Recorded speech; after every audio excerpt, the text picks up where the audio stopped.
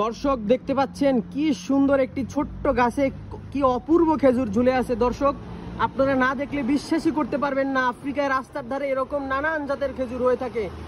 একটা খেজুরও কোনো মানুষ বা পশু পাখি বা পোকামাকড় কোনো কিছুতে একটি খেজুরও খায় না। দর্শক দেখতে পাচ্ছেন কি অদ্ভুত জাতের খেজুর, থোকায় থোকায় হরেক রকমের খেজুর ঝুলে আছে। দর্শক এই খেজুরগুলো এখনো ছোট ছোট, এগুলো এরকম বড় হয়ে এক একটা বড় জাতের খেজুর হবে।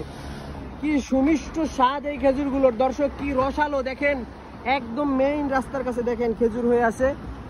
প্রায় 1 2 3 4 5 ছড়া খেজুর দেখেন। দর্শক খেজুর গাছটাকে এখন পর্যন্ত কেউ পরিষ্কারও করে না, একদম আগাছায় ভরে আছে, তারপরও কি রকম উচ্চ ফলন এই গাছটিতে হয়েছে। দর্শক আপনারা সামনাসামনি না দেখলে বিশ্বাস করতে পারবেন না। দেখেন একদম মেইন রাস্তার কাছে, অথচ একটা মানুষও এই খেজুরগুলো ধরেও না, টাচও করে না।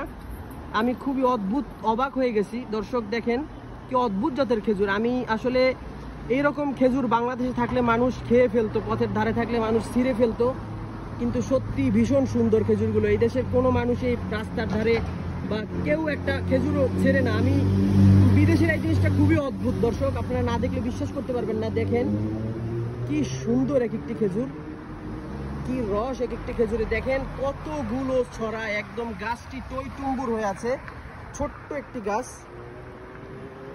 কি অদ্ভুত কি সুন্দর।